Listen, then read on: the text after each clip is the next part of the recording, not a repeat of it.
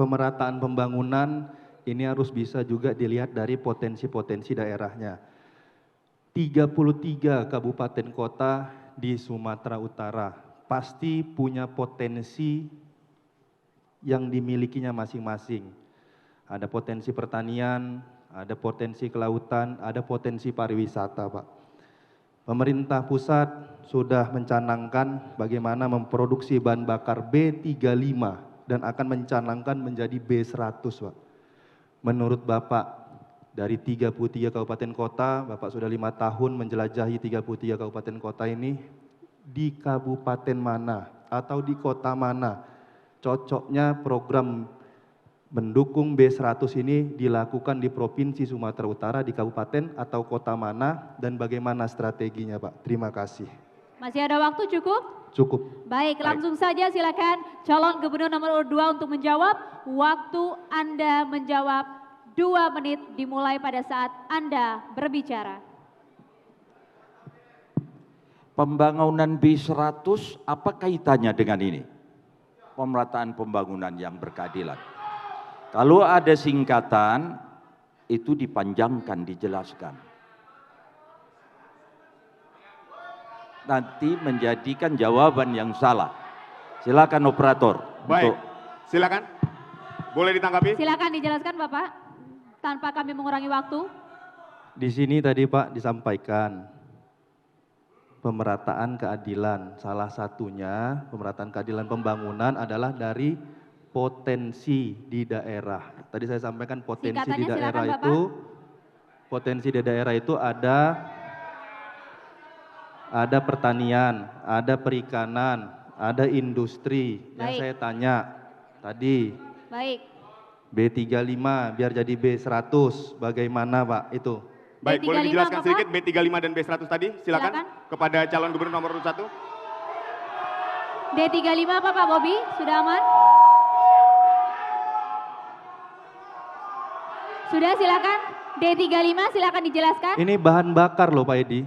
Ini bahan bakar bio solar, bio industri. Penggunaannya kalau B35 itu 35%. Baik. Itu dari nabati. Sisanya baru. Itu dari sudah? Ya. Sudah paham Pak? Silakan calon gubernur nomor urut 2 untuk menjawab. Silakan langsung Bapak tanpa ada penambahan waktu, monggo. Pak Edi, langsung dijawab. Yang saya tanya B100 tadi itu apa? Itu. Oke, saya jawab. Baik. Potensi wilayah dari masing-masing kabupaten dan kota.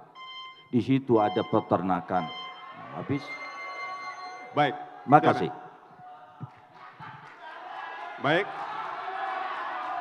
Sekarang kami berikan harap tenang untuk hadirin semua yang ada di sini. Kita mohon kami berikan kesempatan untuk calon gubernur nomor urut 1 menanggapi jawaban dari calon gubernur nomor urut 2. Silakan. Mohon izin Pak Edi, saya bukan mau menjebak, tidak Pak. Tapi seingat saya, Bapak pernah mencanangkan program ini Pak di Sumatera Utara. Saya ingat Bapak pernah mencanangkan, boleh dilihat.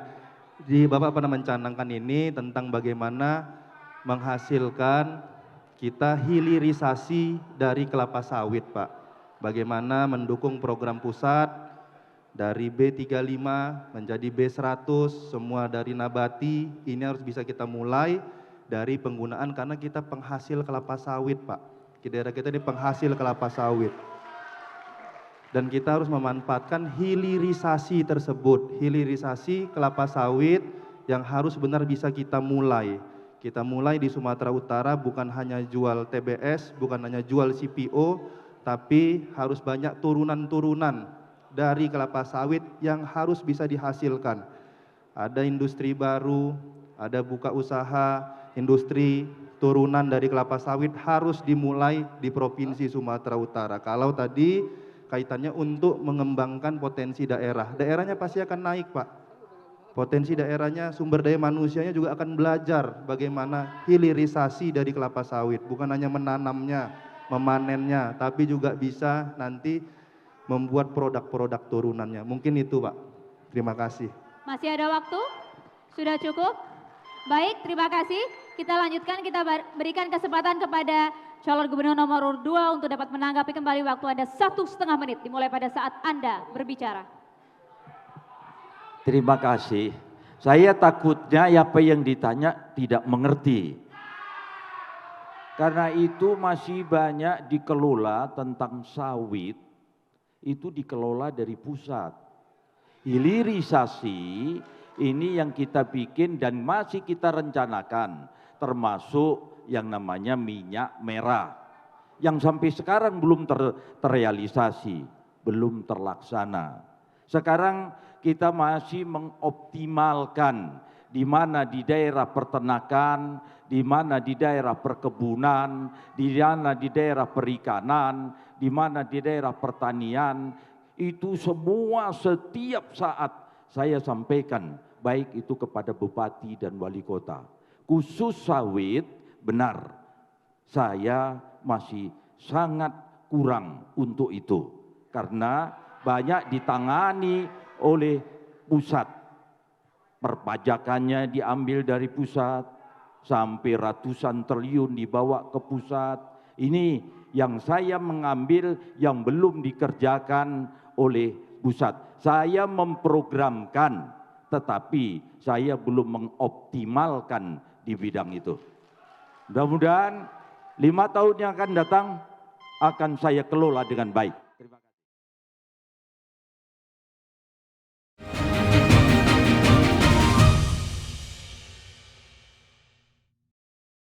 Terima kasih, saya sangat mengapresiasi ini ya, catatan demokrasi. Menurut saya ini acara yang paling bagus. Karena apa? Melihat data-data di lapangan, melihat leader-leader di lapangan, dan sekarang ada solusinya. Pada kesempatan ini saya mengucapkan terima kasih pada catatan demokrasi.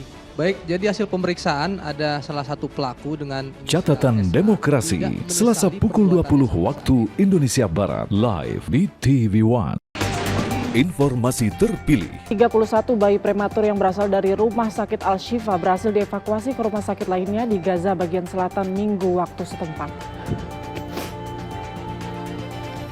Akibatnya ada 6 kematian baru bayi-bayi prematur tersebut.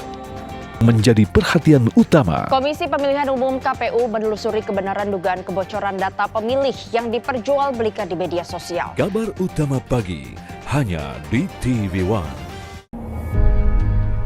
Membedah informasi dengan ketajaman analisa. Bagaimana konfigurasi atau prediksi konfigurasi nantinya di Senayan. Bang Erwin? Kita ingin menjaga demokrasi itu untuk kepentingan bersama. Dan insya Allah Golkar akan berada di depan untuk itu. Menghadirkan pandangan para pengamat dan ahli. Menjaga demokrasi itu merupakan hal yang paling penting, Bang Emrus. Bukankah kita lebih mengedepankan musyawarah mufakat untuk kepentingan rakyat? Apa kabar Indonesia Malam di TV One? Selalu ada kabar yang menjadi perhatian utama. Meskipun proses penghitungan suara Pilpres 2024 masih berlangsung, sejumlah pemimpin negara tetangga dan negara sahabat mengucapkan selamat kepada Prabowo Subianto. Menjadi catatan penting bagi semua. Kasus perundungan di sekolah Binus Serpong yang melibatkan anak-anak sejumlah figur ternama berkembang cepat. Hari ini kami gelar perkara untuk peningkatan status dari penyelidikan ke Kabar utama di TV One. Terima kasih, saya sangat mengapresiasi ini ya, catatan demokrasi. Menurut saya ini acara yang paling bagus. Karena apa? Melihat data-data di lapangan, melihat leader-leader di lapangan, dan sekarang ada solusinya. Pada kesempatan ini saya mengucapkan terima kasih pada catatan demokrasi. Baik, jadi hasil pemeriksaan ada salah satu pelaku dengan Catatan Demokrasi, Selasa pukul 20 waktu Indonesia Barat, live di TV One.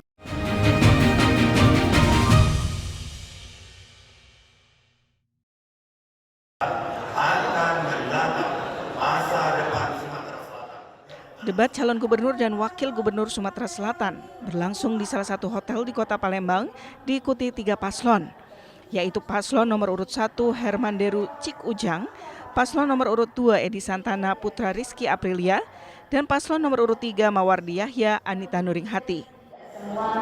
Terdapat 6 tema yang dibahas ketiga paslon, mulai dari peningkatan kesejahteraan masyarakat hingga menyerasikan pelaksanaan pembangunan kabupaten, kota, provinsi dengan pusat.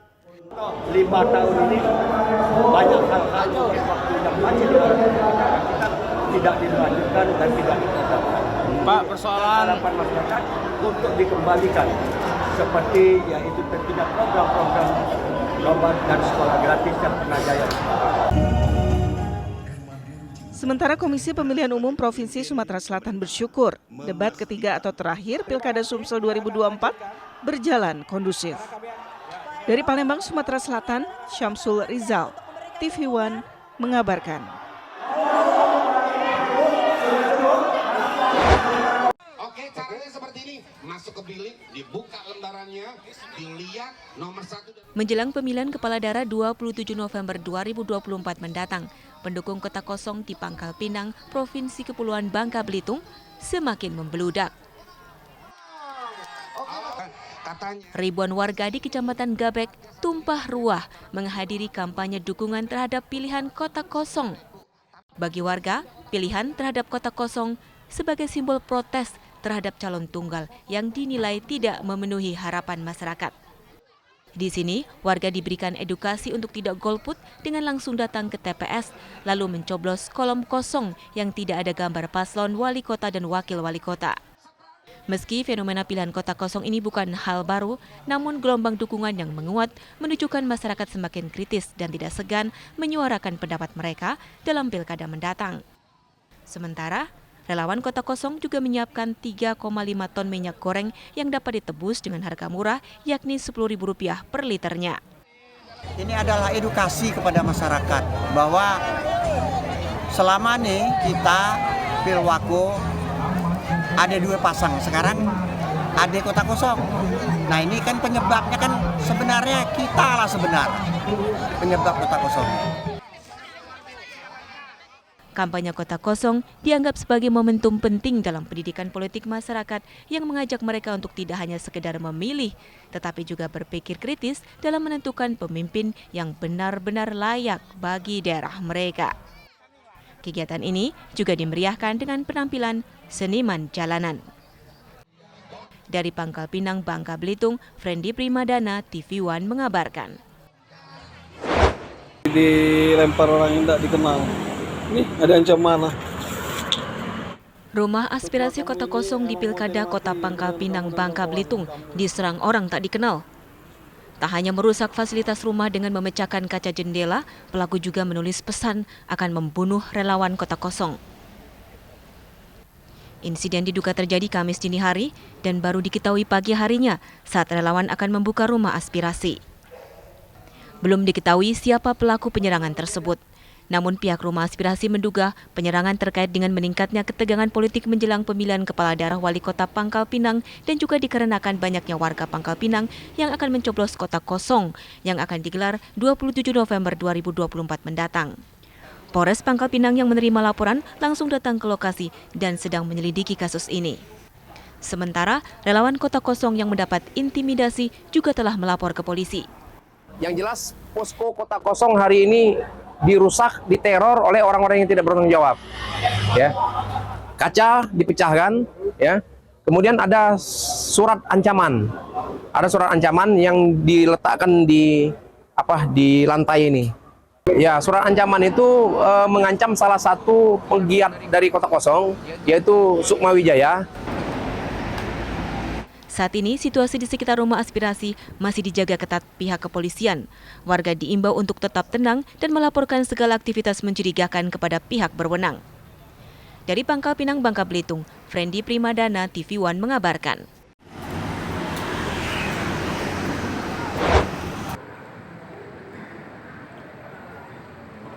Beginilah suasana debat kandidat calon wali kota di gedung IAIN Lok Sumawe, Aceh.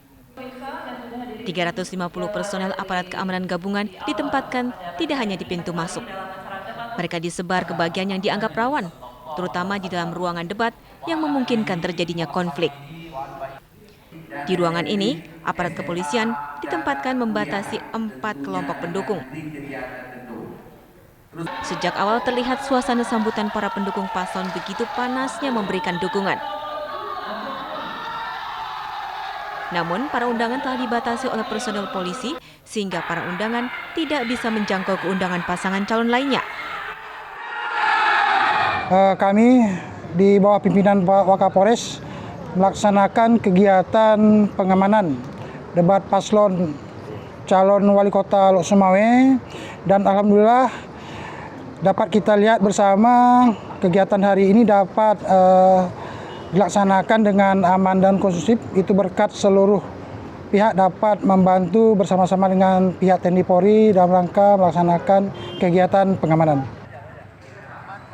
Ketua Sosialisasi KIP Lok Sumawe, Armiadi, mengatakan pelaksanaan debat paslon wali kota Lok Sumawe aman dan sukses berkat kerjasama peserta dan aparat keamanan dengan menggelar simulasi sebelumnya.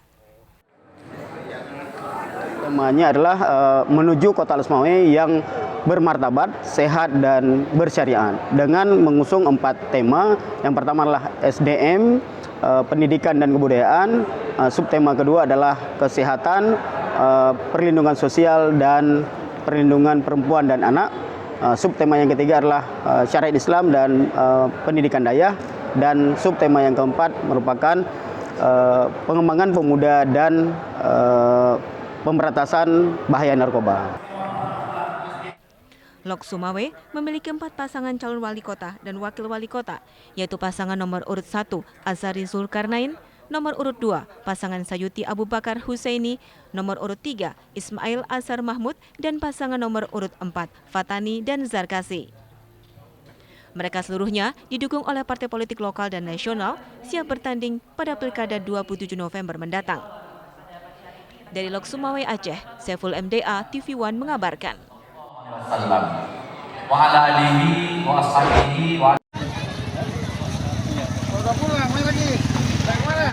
Calon Bupati dan Wakil Bupati Langkat nomor urut 2 Iskandar Sugito dan Adlita Mahidayat Sembiring menghadiri acara perlombaan sampan yang digelar di Kecamatan Secanggang, Kabupaten Langkat, Sumatera Utara. Terlihat antusiasme ribuan warga. Dalam sambutannya, Iskandar Sugito mengucapkan rasa syukur atas perhatian dan antusiasme masyarakat. Ia berjanji jika terpilih akan melakukan perubahan yang lebih baik untuk Kabupaten Langkat dan Kecamatan Secanggang.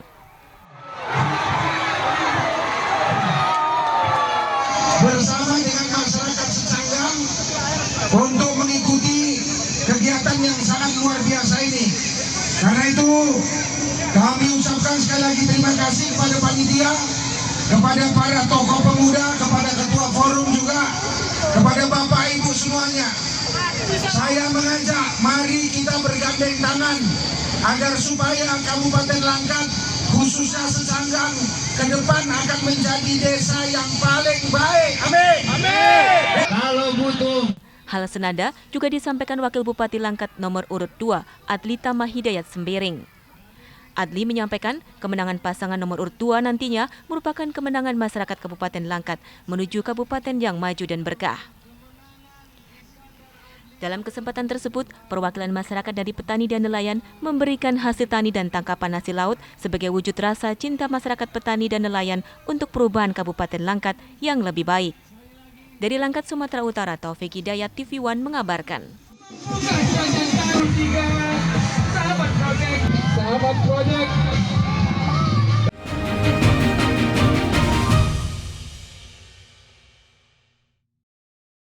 Terima kasih. Saya sangat mengapresiasi ini ya, catatan demokrasi. Menurut saya ini acara yang paling bagus. Karena apa? Melihat data-data di lapangan, melihat blunder-blunder di lapangan, dan sekarang ada solusinya. Pada kesempatan ini saya mengucapkan terima kasih pada catatan demokrasi.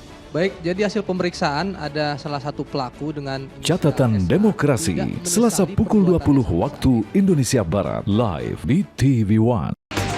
Informasi terpilih. 31 bayi prematur yang berasal dari Rumah Sakit Al-Shifa berhasil dievakuasi ke rumah sakit lainnya di Gaza bagian selatan Minggu waktu setempat. Akibatnya ada 6 kematian baru bayi-bayi prematur tersebut. Menjadi perhatian utama. Komisi Pemilihan Umum KPU menelusuri kebenaran dugaan kebocoran data pemilih yang diperjualbelikan di media sosial. Kabar utama pagi hanya di TV One. Membedah informasi dengan ketajaman analisa. Bagaimana konfigurasi atau prediksi konfigurasi nantinya di Senayan, Bang Erwin? Kita ingin menjaga demokrasi itu untuk kepentingan bersama. Dan insya Allah Golkar akan berada di depan untuk itu. Menghadirkan pandangan para pengamat dan ahli. Menjaga demokrasi itu merupakan hal yang paling penting, Bang Emrus. Bukankah kita lebih mengedepankan musyawarah mufakat untuk kepentingan rakyat? Apa kabar Indonesia Malam di TV One? Selalu ada kabar yang menjadi perhatian utama. Meskipun proses penghitungan suara Pilpres 2024 masih berlangsung, sejumlah pemimpin negara tetangga dan negara sahabat mengucapkan selamat kepada Prabowo Subianto. Menjadi catatan penting bagi semua. Kasus perundungan di sekolah Binus Serpong yang melibatkan anak-anak sejumlah figur ternama berkembang cepat. Hari ini kami gelar perkara untuk peningkatan status dari penyelidikan ke Kabar utama di TV One. Terima kasih, saya sangat mengapresiasi ini ya, catatan demokrasi. Menurut saya ini acara yang paling bagus. Karena apa? Melihat data-data di lapangan, melihat blunder-blunder di lapangan, dan sekarang ada solusinya. Pada kesempatan ini saya mengucapkan terima kasih pada catatan demokrasi. Baik, jadi hasil pemeriksaan ada salah satu pelaku dengan Catatan Demokrasi, Selasa pukul 20 waktu Indonesia Barat, live di TV One.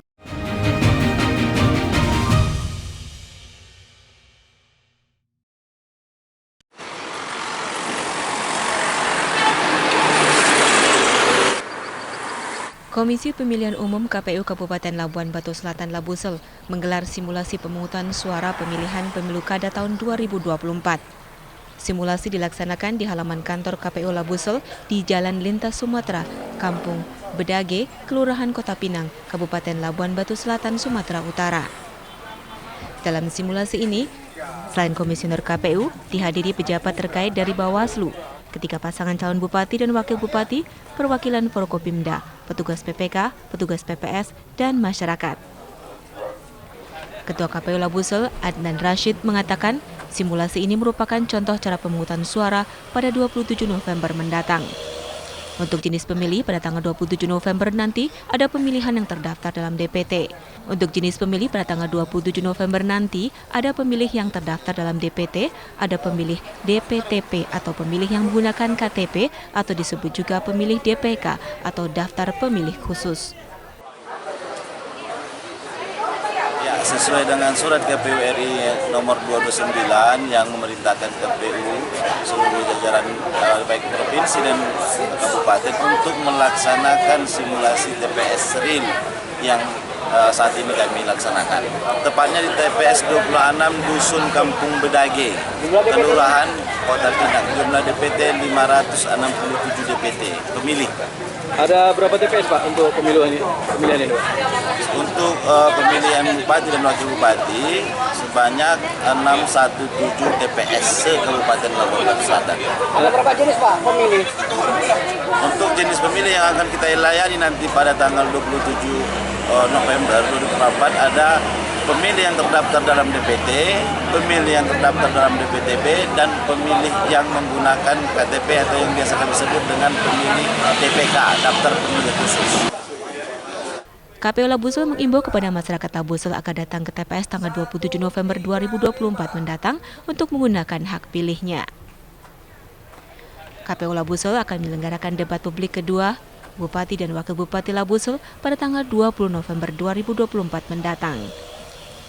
Sementara untuk distribusi logistik pilkada ke kecamatan dijadwalkan mulai tanggal 25 November 2024 dengan jumlah 617 TPS. Dari Labuan Batu Selatan, Sumatera Utara, Edi Saputra, TV One mengabarkan.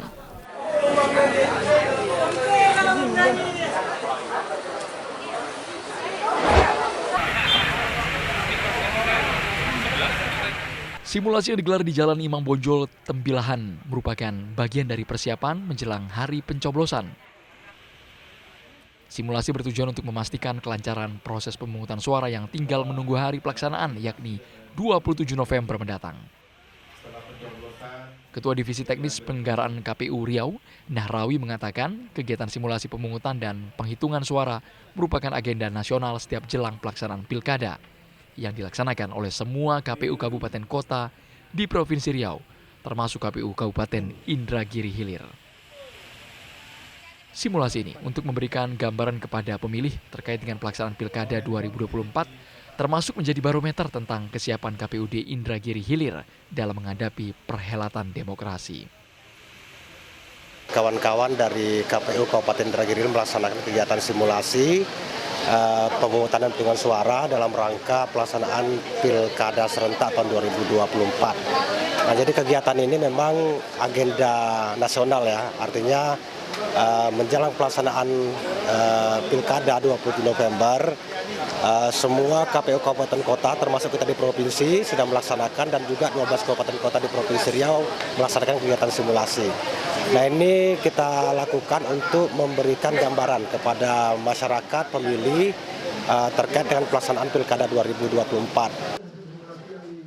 Sementara untuk pemilih disabilitas, KPUD Inhil memberikan perlakuan khusus selain menyiapkan sejumlah fasilitas untuk kemudahan dalam memilih.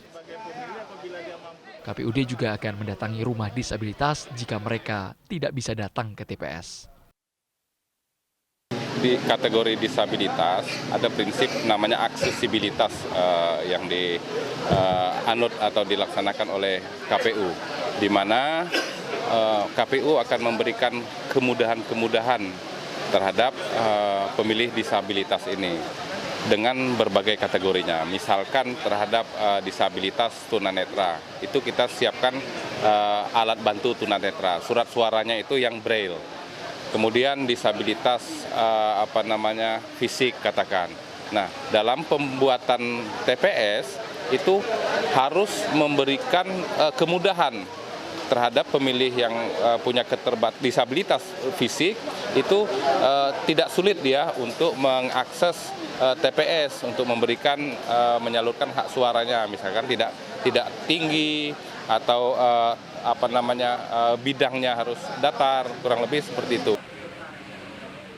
Dengan berbagai inovasi teknis dan fasilitas yang telah disiapkan, diharapkan Pilkada 2024 bisa berjalan dengan lancar, sukses, serta memberikan pengalaman pemilu yang inklusif bagi seluruh lapisan masyarakat tanpa ada satupun yang terabaikan. Dari Kabupaten Indragiri Hilir, Arif Budiman, Superto, TV One, mengabarkan.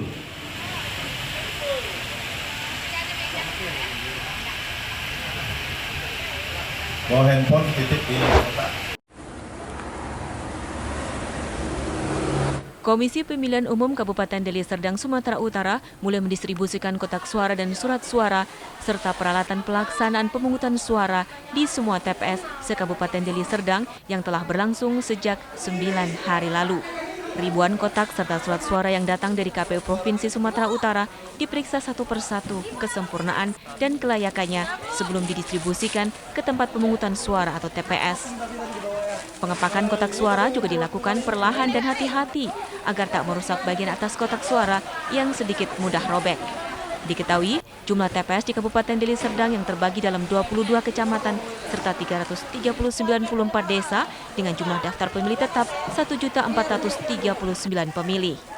Ketua KPU Deli Serdang mengatakan proses pengepakan surat suara ditargetkan rampung dan tersalurkan ke seluruh TPS di Deli Serdang tepat Selasa 26 November pekan depan. Rencana itu di hari Minggu akan kita mulai, jadi dimulai hari Minggu kita laksanakan. Dan harapannya semuanya sudah terdistribusi itu di hari Selasa sudah selesai semuanya terdistribusi, baik itu sampai tingkat TPS. Ini sudah kita laksanakan sekitar 9 hari untuk proses pengepakan kotak, yaitu untuk pemilihan bupati dan wakil bupati dan gubernur dan wakil gubernur. Baik untuk kita kan ada TPS itu 2.780 ya, tersebar di 20 kecamatan, 394 desa kelurahan. Oleh karenanya jumlah kotaknya tentu sejumlah TPS tersebut untuk masing-masing jenis pemilihan, yaitu pemilihan gubernur dan wakil gubernur dan untuk pemilihan bupati dan wakil bupati. Sebelumnya, Komisi Pemilihan Umum Daerah Sumatera Utara mengatakan daftar pemilih tetap sebanyak 10 juta lebih tersebar di 33 kabupaten kota. Dari Deli Serdang, Sumatera Utara, Ahmad Sukri, TV One mengabarkan.